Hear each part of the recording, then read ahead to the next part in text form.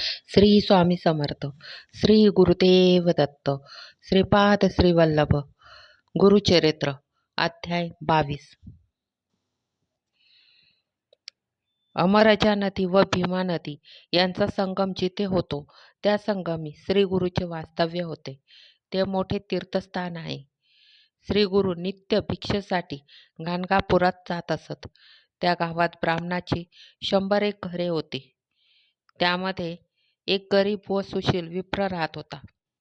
त्याची पत्नी सुद्धा पतिसेवा तत्पर होती व सुशील होती. तिचे नाव पतिव्रता.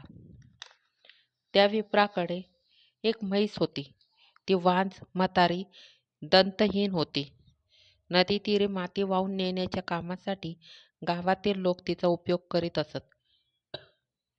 त्या मोबदल्यात मिळणाऱ्या पैशातून धान्य वगैरे आणून ते दाम्पत्य उदरनिर्वाह करीत असे. तसेच तो ब्राह्मण घरोघरी जाऊन भिक्षा घेऊन येत असे. एक दिवस त्या ब्राह्मणाची म्हैस कोणीही माती वाहून नेण्यासाठी घेऊन गेले नाही. श्री गुरु नेहमी त्यांच्याकडे भिक्षेसाठी येत असत. त्याच दिवशी नेमके श्री गुरूंना भिक्षा घालण्यासाठी घरात काही धान्य नव्हते व ब्राह्मणही भिक्षेसाठी गावात गेला होता. बराच वेळ झाला तरी ब्राह्मण गावातून घरी आला नाही. तेव्हा ती पतिव्रता पत्नी श्री गुरूंना वंदन करून म्हणाली, माझे पती गावात याचक वृत्तीने भिक्षेसाठी गेले आहेत. तोपर्यंत आपण इथे थोडी विश्रांती घ्यावी अशी मी आपणास विनंती करते.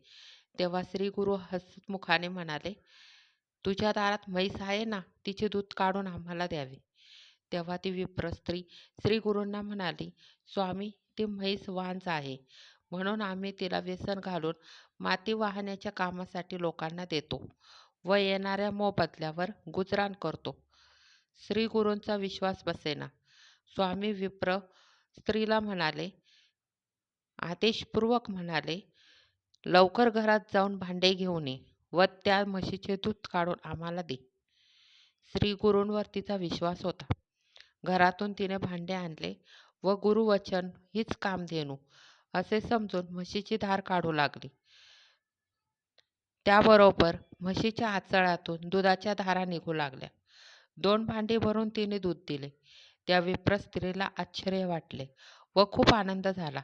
दूध घेऊन ती घरात गेली. तापवून निववून दूध ती श्री गुरूंसाठी घेऊन आली व त्यांना देऊन नमस्कार करून उभी राहिली. श्री गुरु ते दूध प्याले व संतोषाने तिला वर दिला. तुझ्या घरात अखंड लक्ष्मी नांदेल. तुमचे दारिद्र्य दूर होऊन मुलाबाळासह तुम्ही सुखाने संसार कराल असा आशीर्वाद देऊन श्री गुरु परत संगमावर निघून गेले. थोड्या वेळाने तिचे पती घरी आले व विप्राने आपल्या पत्नीकडून गुरुमहिमा ऐकला. तेव्हा तो म्हणाला, हा मोठा चमत्कारच झाला. श्री गुरु हे नक्की कोणीतरी परमेश्वरी अवतार आहेत याची त्या दोघांना मनोमन खात्री झाली. तो विप्र पत्नीसह संगमावर श्री गुरूंच्या दर्शनासाठी गेला. त्याने भक्तीने विधीपूर्वक श्री गुरूंची पूजा केली व त्यांच्या चरणावर डोके ठेवले.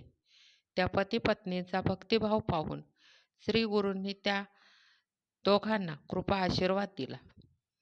अशा प्रकारे ज्यांच्यावर अशा अवतारी पुरुषांची कृपा होते त्यांचे दुःख कायमचे दूर होते व ते सर्व प्रकारचे ऐश्वर्य भोगतात. श्री गुरुदेव दत्त. अध्याय 22 समाप्त. या अध्यायात आपल्याला एकच समजते, गुरु जे काही सांगतात त्यावर विश्वास ठेवायला हवा. त्यातून आपलं भलंच होणार आहे. आपण जर आपले तर्क कुतर्क जर आपण तेथे वापरले ना तर गुरूंची कृपा आपल्याला भेटणार नाही. म्हणून गुरु जसं सांगतील तसं वागावं. गुरूंच्या सानिध्यात राहावं, त्यांच्या चरणी लीन व्हावं, गुरुचरित्राचं पारायण करावं आणि स्वामी समर्थांचा नामजप करत राहावं. श्री गुरुदेव दत्त. श्री स्वामी समर्थ. श्री स्वामी समर्थ. श्री स्वामी समर्थ.